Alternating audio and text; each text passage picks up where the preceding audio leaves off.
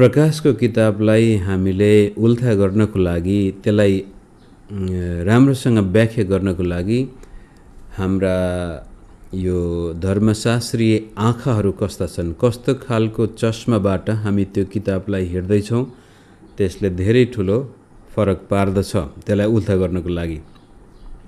कतिपय बाइबल उल्था गर्ने व्यक्तिहरूले यी 7वटा चर्चलाई चाहिँ प्रोफेटिक हिसाबले, एउटा अगमबाणीको हिसाबले यो चर्चले चाहिँ सम्पूर्ण मण्डली इतिहासलाई दर्शाइरहेछ। त्यसकारण एफिसीको मण्डली पहिलो शताब्दीको थियो भने फलानु मण्डली यो गर्दा गर्दा अन्तिममा आएर हामी चाहिँ अन्त्यको दिनमा छौँ। त्यसकारण अहिलेको चर्च चाहिँ लाओडिसियन चर्च, जो चाहिँ न तातो न चिसो तर मन तातो चर्चमा छौँ, एकदमै मेटेरियलिस्टिक चर्चमा छौँ भनेर कतिपल्ट तपाईँले पनि भनेको सुन्नुहुन्छ होला। तर त्यसलाई त्यसरी लिनुभन्दा पनि 7वटा चर्च चाहिँ सम्पूर्ण चर्चको प्रतिनिधि हो र यो 7वटा चर्च अर्कोतर्फ भन्दा ऐना हुन्। यसलाई हामीले जुन पहिलो शताब्दीको चर्चको लागि पनि ऐना थियो भने 10औं शताब्दीको लागि पनि 15औं शताब्दी र अहिले र जबसम्म प्रभु येशू आउनुहुन्न तबसम्मको चर्चले यी 7वटा चर्चमा आफ्नो अनुहार हेर्नुपर्ने हुन्छ। र यो क्रोनोलोजिकल के भन्छ, ऐतिहासिक हिसाबले एफिसीको मण्डली एउटा समयको, अनि पर्गममको अर्को, थियाटाराको अर्को, फिलाडेल्फियाको अर्को समय नभएर हरेक समयको निम्ति चर्चले जाँच्नको लागि प्रभुले दिनुभएको यो वचनको ऐना हो। त्यस किसिमले त्यहाँ लेखिएका कुराहरू जति महत्त्वपूर्ण एफिसीको चर्चको लागि 2000 वर्ष अगाडिको चर्चको लागि थियो भने त्यति नै महत्त्व अहिले पनि यसको छ। अनि यो फेरि येशू प्रभुले लेखेको पत्रहरूमा यी 7वटा पत्रहरू विषय हुन त अब पुरा प्रकाशको किताब नै प्रभुले यूहन्नालाई देखाउँदै हुनुहुन्छ। तर यहाँनिर जसरी अरू नयाँ नियमका पत्रहरू छन् त्यस्तै किसिमको पत्रको ढाँचा 7वटै चर्चलाई प्रभु स्वयंले लेख्नुहुन्छ र यी पत्रहरूको आकार पनि उस्तै छ। लेख्ने शैली, प्रक्रिया र अपनाइएको कुरो सुरुमा प्रभुले आफ्नो परिचय दिनुहुन्छ, त्यसपछि त्यो चर्चको अवस्थाको बयान गर्नुहुन्छ र त्यसका सकारात्मक अनि नकारात्मक पक्षलाई उद्धृत गर्नुहुन्छ, त्यसपछि आज्ञा दिनुहुन्छ र उत्साह पनि दिनुहुन्छ र प्रतिज्ञा पनि छ। यो 7वटा चर्चलाई लगभग उस्तै किसिमले उल्लेख गरिएको छ। आउनुहोस् हामी यसमा धेरै भूमिका नबाँधौँ। हामीले 2वटा परिचय हेरिसकेका छौँ प्रकाशको किताबमा। अब चाहिँ 1देखि 7 आज हामी हेरौँ। एफिसीका मण्डलीका दूतलाई यो लेख। अब यो दूत को हो भन्ने कुरा पनि हामीले 1 अध्यायको 20 पदमा पनि उल्लेख गरिएको हुँदा दुईतिरै लिन सक्छौँ। यो एउटा मानवीय चर्चको अगुवा पनि हुन सक्छ अथवा यो स्वर्गीय स्वर्गदूत जसले चर्चको जिम्मा लिएको छ, जसको हातमा त्यो चर्चको सुरक्षा, त्यसको अब सबै कुराहरू प्रभुले दिनुभएको छ। चाहे त्यो मानवीय अगुवा होस् चाहे स्वर्गीय प्राणी होस्, यति मात्रै कि यो व्यक्तिले यी चर्च सबै चर्चको लागि त्यो सम्बोधन गरिन्छ। यसले हामीलाई सान्त्वना पनि के भन्छ, उत्साह पनि के दिनुपर्छ भने तपाईँ र मेरो चर्च, हामी जहाँसुकै जाउँ, जुनसुकै चर्चका सदस्य किन नहौँ, त्यो चर्चलाई रेखदेख गर्ने एउटा स्वर्गीय प्राणी छ भन्न पनि सकिन्छ। कारण यो पत्र लेख्दाखेरि अगुवालाई मात्र लेखेको होइन, सम्बोधन त अगुवालाई गरिएको छ, तर भनिएको कुरोहरू चाहिँ सम्पूर्ण चर्चका सदस्य। यसकारण यो एउटा प्रतिनिधिमूलक, चाहे त्यो मानवीय अगुवा होस् चाहे त्यो स्वर्गीय प्राणी होस्, त्यो जिम्मा छ। जसरी पास्टरले तपाईँ र मेरो सांसारिक जीवनमा हुँदाखेरि भौतिक तवरले रेखदेख गर्दैछ भनेदेखि अदृश्य शक्ति पनि पछाडिपट्टि छ। त्यति मात्र नभएर अर्को कुरो, यी कुरा 7वटा तारा आफ्नो दाहिने हातमा लिने र 7वटा सुनका सामदानका बीचमा हिँड्नेले भन्दछ। यीशु प्रभुले आफ्नो परिचय दिँदै हुनुहुन्छ। एक अध्यायमा पनि हामीले देख्यौँ 7वटा सामदान चाहिँ यी 7वटा चर्चहरू हुन्, तिनीहरूको बीचमा प्रभु हुनुहुन्छ र त्यहाँको नेतृत्व चाहे त्यो मानवीय होस् चाहे त्यो स्वर्गीय होस्, त्यो नेतृत्व प्रभुको हातमा छ। अर्थात् चर्च यीशु प्रभुको हो, त्यो चर्चमाथि प्रभुको अधिकार छ। त्यहाँको नेतृत्व त्यो स्वर्गदूत होस् चाहे मानिस होस्, उहाँको दाहिने हातमा, त्यो तारा चाहिँ उहाँको दाहिने हातमा मतलब उहाँको अधीनमा छ। कहिलेकाहीँ हाम्रो मानवीय नेतृत्वले ठान्न सक्छ कि म यो चर्चको अगुवा हुँ, म यो चर्चको पास्टर हुँ, चर्च मेरो हो, तर वास्तवमा चर्च प्रभुको हो र प्रभु चर्चसँग यति नजिक हुनुहुन्छ, उहाँ तिनीहरूका बीचमा हिडुल गरेको। 2 पद। अब चाहिँ आफ्नो परिचय दिइसकेपछि अब एफिसीका चर्चको अवस्थालाई प्रभुले जाहेर गर्नुहुन्छ। तिम्रा कामहरू, तिम्रो परिश्रम र सहनशीलता मलाई थाहा छ। तिमीले खराब मानिसहरूलाई सहन सक्दैनौ, तर तिनीहरूलाई जसले प्रेरित हुँ त भन्दछन् तर वास्तवमा होइनन्, त्यस्तालाई जाँचेर झुट्टा भेटाएका छौ भनी म जान्दछु। तिमीहरूले धैर्यपूर्वक सहेका छौ र मेरो नाउँको खातिर कष्ट भोगेका छौ अनि तिमीहरू थकित भएका छैनौ। एफिसीको चर्च एक प्रभावशाली चर्च थियो। यो हुनुको मुख्य कारण हामीले थाहा छ, पौल प्रेरितले पनि एफिसीको मण्डलीमा 3.5 वर्ष सेवा गर्नुभयो। सुरुवात गर्दाखेरि नै पौलको त्यहाँनिर ठुलो योगदान छ। एफिसीमा आएर एउटा विश्वासीको समुदायलाई भेट्टाउनुहुन्छ, तिनीहरूलाई सोध्नुहुन्छ तिमीहरूले विश्वास गरेपछि पवित्र आत्मा पायौ भन्दाखेरि त होइन, हामीले त सुनेको पनि थिएनौँ, हामीले त यूहन्नाको बप्तिस्मा मात्र लिएका थियौँ। त्यसपछि पौलले तिनलाई यीशु प्रभुको सुसमाचार सुनाउनुहुन्छ, बप्तिस्मा दिनुहुन्छ र तिनीहरूमाथि हात राखेर प्रार्थना गर्दाखेरि तिनीहरूले पवित्र आत्मा पाउँदछन् र एक किसिमको बडो आत्मिक जागृति त्यहाँ आउँछ र त्यसपछि विभिन्न आश्चर्य कर्महरूद्वारा मण्डली त्यहाँ स्थापित हुन्छ। पछि पौलले प्रिस्किला र अक्विलालाई पनि त्यहाँ सेवा गर्ने राख्नुहुन्छ। अपोलोस जस्तो एउटा विशिष्ट प्रचारक पनि त्यहाँ आउँछ। तिमोथीले पनि एफिसीमै सेवा गरेको हामीलाई विश्वास छ र यहाँसम्म कि यूहन्नाले पनि आफ्नो सेवाको केन्द्र एफिसीलाई नै बनाएको र मरियमलाई पनि एफिसीमै लगेर पालेको कुरो पनि हामी इतिहासमा पढ्न पाउँछौँ। त्यसले देखाउँछ एफिसीको मण्डलीले निकै मजबुत नेतृत्व सुरुदेखि नै पाएको, त्यस्तै प्रकारले त्यहाँ अचम्मका कामहरू पनि भएको। यहाँसम्म कि पावलको सेवकाईबाट त टाढा टाढाबाट एसिया प्रान्तभरिका मानिसहरू आएर वचन सुन्दथे र त्यसपछि कोही बिरामी निको पार्न पावलका रुमालहरू लगेर पनि त्यहाँ अचम्मको काम हुँदथ्यो र त्यहाँका टुनामुना गर्नेहरूदेखि लिएर विभिन्न प्रकारका व्यक्तिहरूले विश्वास गरेको थियो। यहाँसम्म कि त्यो सहर जसरी आत्मिक गतिविधिमा बढ्दै थियो, त्यस्तै किसिमले गैर ख्रिस्टियन विश्वासको केन्द्र पनि एफिसी थियो।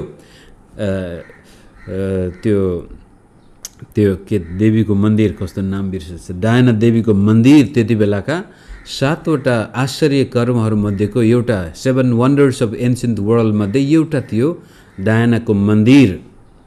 अर्को पनि नाम छ त्यो देवीको नाम कस्तो, यो एउटा कसो भनौँ एक किसिमको यौन सम्बन्धी अत्यन्तै उच्छृङ्खल सहर पनि थियो। कारण यो देवी चाहिँ यौनकी देवी, जसै कामदेव भनेर हामी हाम्रो परम्परामा भन्छौँ, त्यो चाहिँ कामदेवी। अनि त्यो मन्दिरमा मान्छेहरू विश्वभरिबाट हेर्नको लागि आउँथे, पूजा गर्न आउँथे र त्यसले गर्दाखेरि पछि त्यो मन्दिरको पुजारीहरू, त्यसपछि त्यो मन्दिरको आर्टिफ्याक्ट बनाउने, मूर्ति बनाउने, मूर्तिकार, चित्रकार सबैको व्यापार नै घटेको छ एफिसीमा आएको रिभाइभलबाट। त एफिसीको मण्डलीको सुरुवात बडो गजबको छ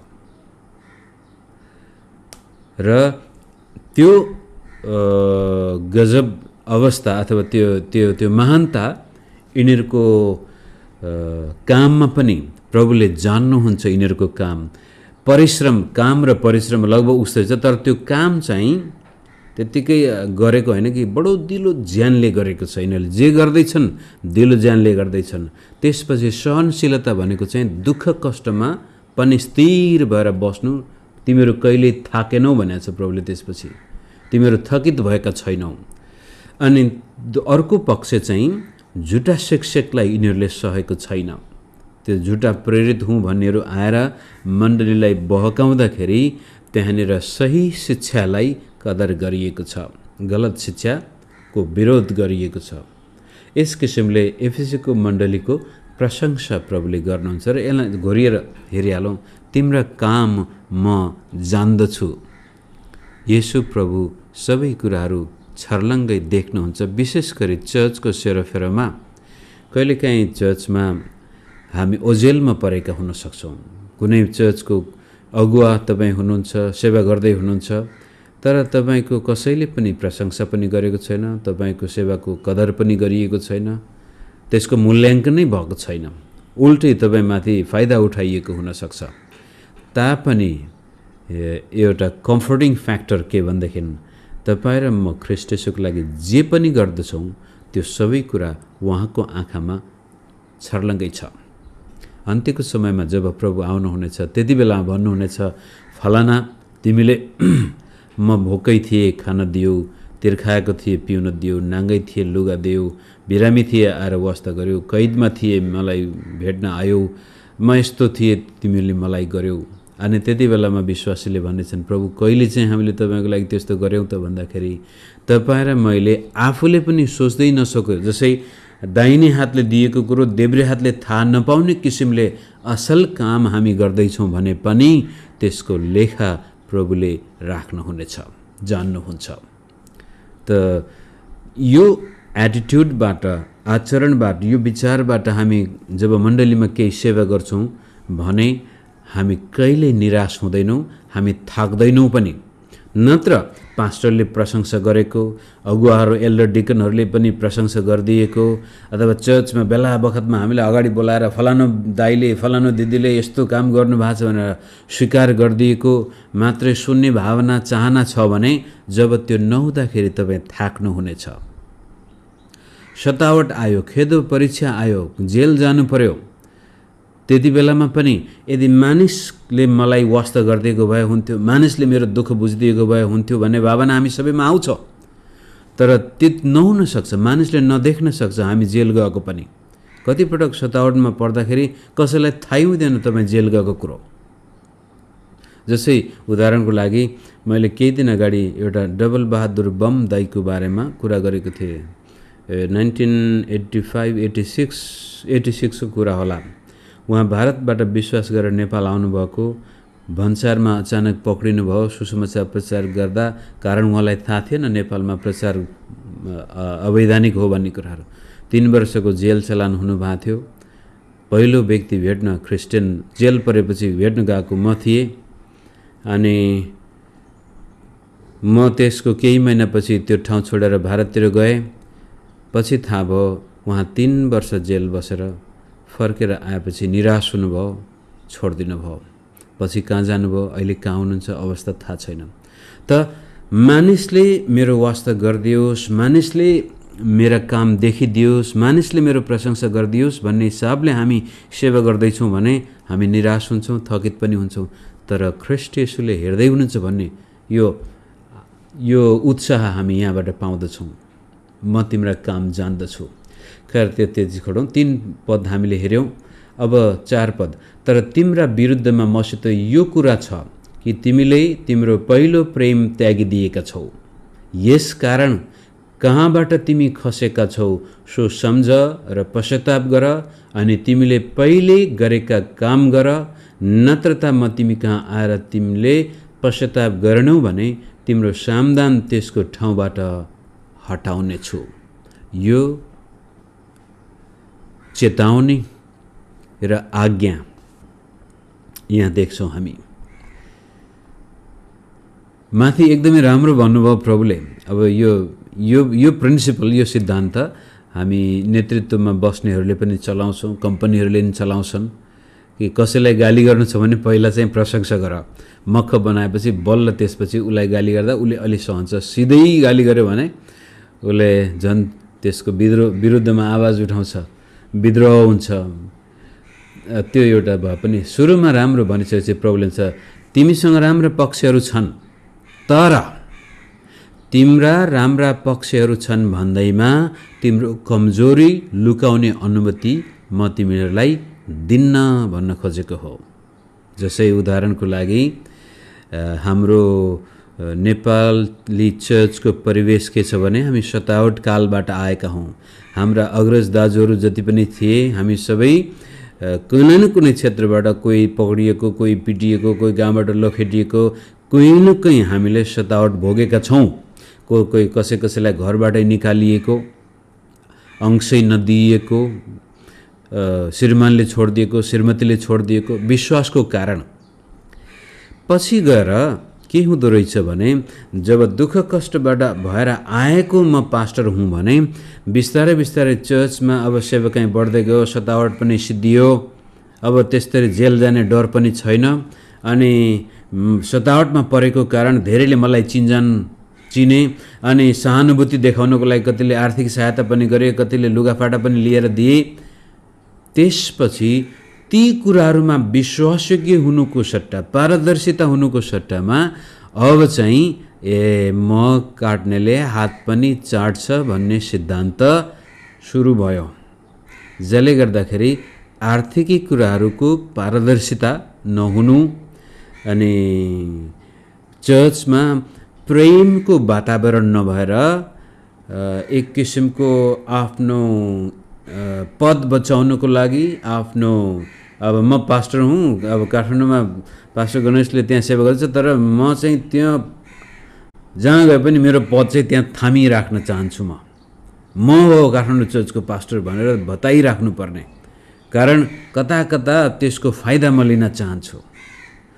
त्यो भावना यो आएको छ। मैले दुःख पाएको छु नि, मैले सुरु गरेको नि, अलिअलि त मैले पनि फाइदा लिनु पाउँछु नि भन्ने आत्मा आज नेपाली चर्चमा नेतृत्वमा कता कता पसेको कारण हामीमा त्यो आत्मिक एकता नहुनुको पछाडिपट्टि ठ्याक्कै एफिसीको मण्डलीले पहिलो प्रेम त्यागेको कुरो प्रभुले यहाँ देखाउँदै हुनुहुन्छ। त्यसैलाई हामी हेरौँ, पहिलो प्रेम त्यागेका छौँ। यो चाहिँ पहिलो प्रेम हराएको छ भन्नु एउटा कुरो थियो, तर त्यागेको छ भनेको यो जानी त्यसपछि उहाँले भन्नुहुन्छ यस कारण कहाँबाट तिमी खसेका छौ सो सम्झ र पश्चाताप गर। कुनै निश्चित ठाउँ छ यो क्रिस्चियन विश्वासी जीवनमा हामीलाई थाहा हुन्छ मेरो आत्मिक जीवन कहाँबाट खुस्क्यो, कुन समयदेखि म यसरी उँधो लागे। म आफ्नो व्यक्तिगत अनुभव भन्न सक्छु। आजभन्दा झन्डै 10-11 वर्ष अगाडि, त्योभन्दा अगाडि मेरो विरुद्धमा आउने, मेरो कुरा काट्ने, मेरो बदनाम गर्न चाहने कसैको मैले प्रतिकार गरेको थिएन। जेसुकै गरून् प्रभुको हातमा राखिदिए। कसैलाई आएर गाली बेइज्जती गर्दा पनि, जेसुकै गर्दा पनि उल्टै गएर म क्षमा माग्ने व्यक्ति थिएँ। तर एकजना व्यक्तिले जब मेरो विरुद्धमा हुनु नहुनु गरेपछि मैले पनि त्यसपछि प्रतिकार गर्नको लागि जोस, ए बाबा अति भयो, यो त अति त गर्नु हुँदैन भनेर म पनि डटेको थिएँ। तर त्यसको असर मेरो आफ्नो आत्मिक जीवनमा प्रत्यक्ष परेको अनुभव गरेको थिएँ। एक किसिमको त्यो सुकेनास।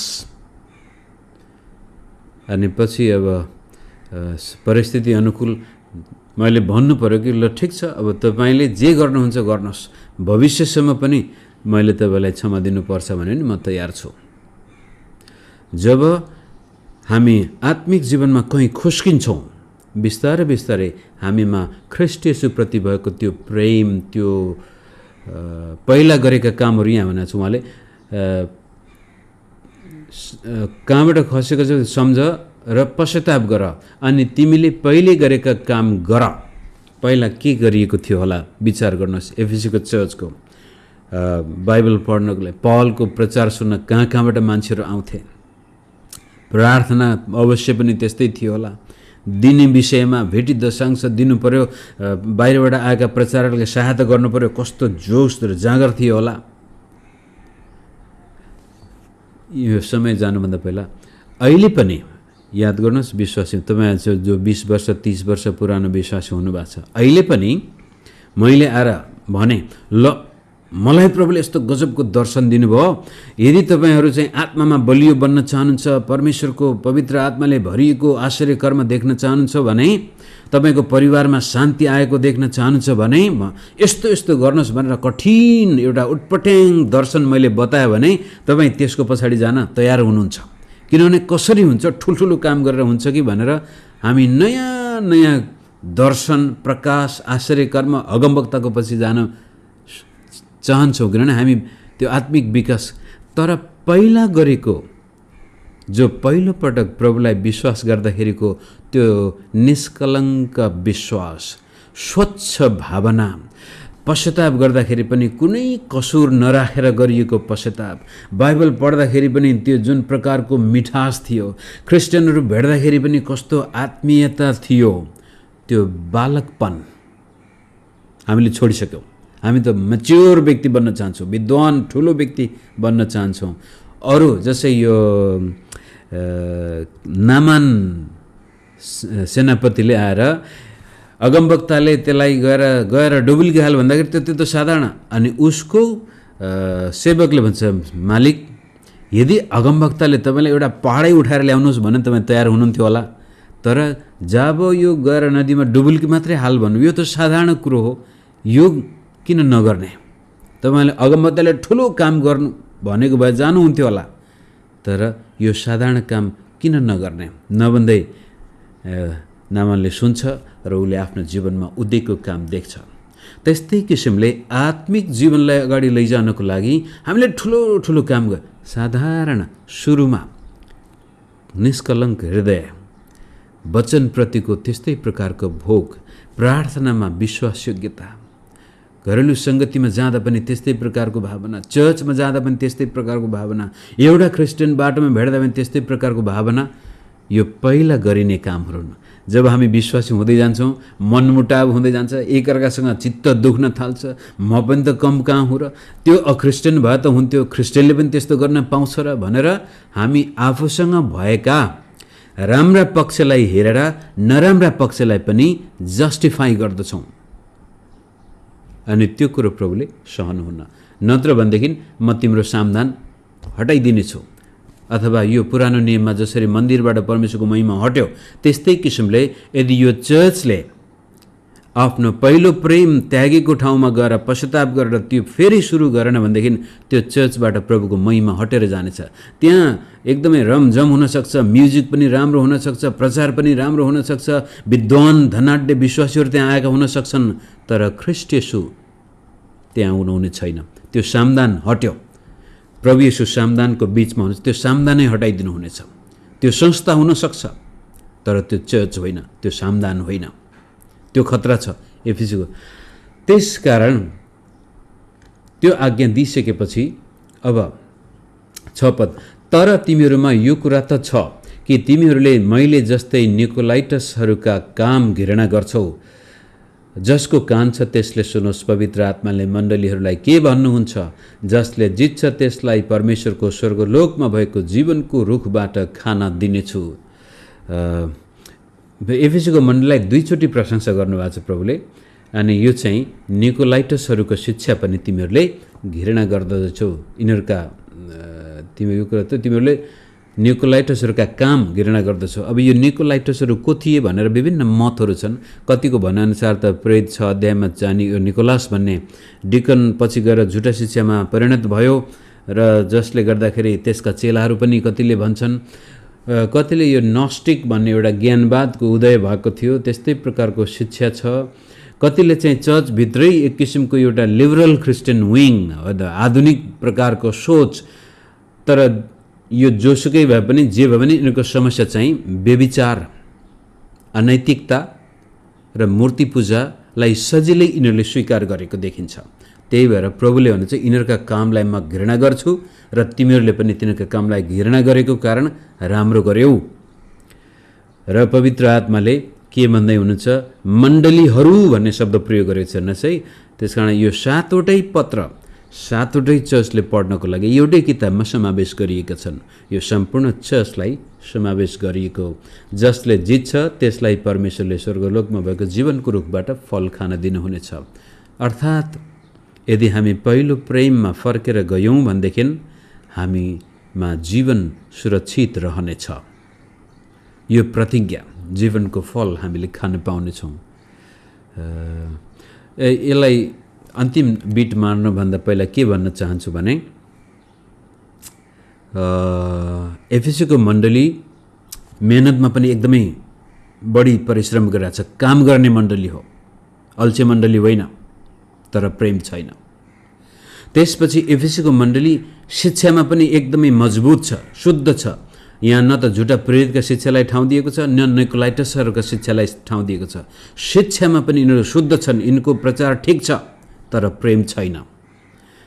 त यसले के देखाउँदछ भने बाहिर मेहनत गरेर परिश्रम गरेर सही शिक्षा मात्रै छ, तर भित्र प्रेम छैन भने तपाईहरु मेरो सामनेबाट ख्रीष्ट येशूले आफ्नो महिमा हटाएर लानुहुनेछ, सामदान हटाएर जानेछ। त प्रेम रहित मण्डली छ भने त्यसको खासै ठुलो माने छैन मित्रहरू। विश्वासीको जीवन पनि प्रेम रहित भयो भने त्यहाँ कुनै अर्थ छैन, जुन कुरो पावलले पनि पहिलो कोरिन्थीमा स्पष्ट पारिसक्नु भएको छ। मैले मेरो सर्वस्व आफ्नो शरीरै जलाइदिए तर म प्रेम छैन भने काम छैन। यो चर्चले धेरै पटक गम्भीरतापूर्वक नलिएको विषय हो मित्रहरू। कारण अझै पनि नेतृत्व बीचमा त्यो मिलाप, त्यो प्रेम नहुनु, विश्वासी बीचमा मनमुटाव हुनु, यो खतरनाक चीज हो। यो तपाईहरु मैले ख्याल भन्न ठानेका छौं।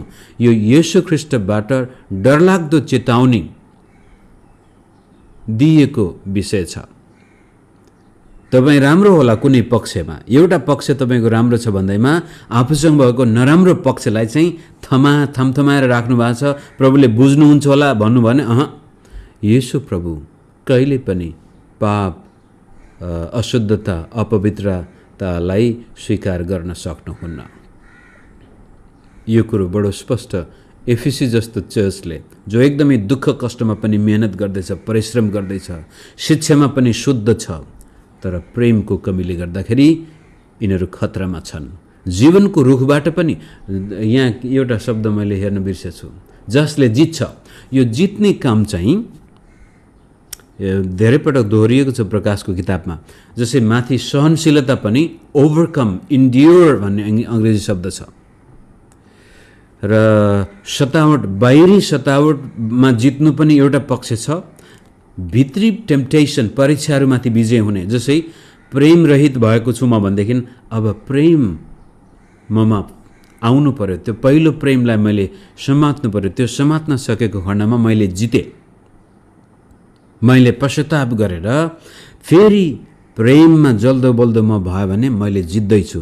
जितेपछि बल्ल जीवनको रुखमा मैले फल खान पाउनेछु। होइन भनेदेखि मेरो नाम जीवनको पुस्तकबाट मेटिने सम्भावना पनि प्रकाशको किताबले बताउँदछ।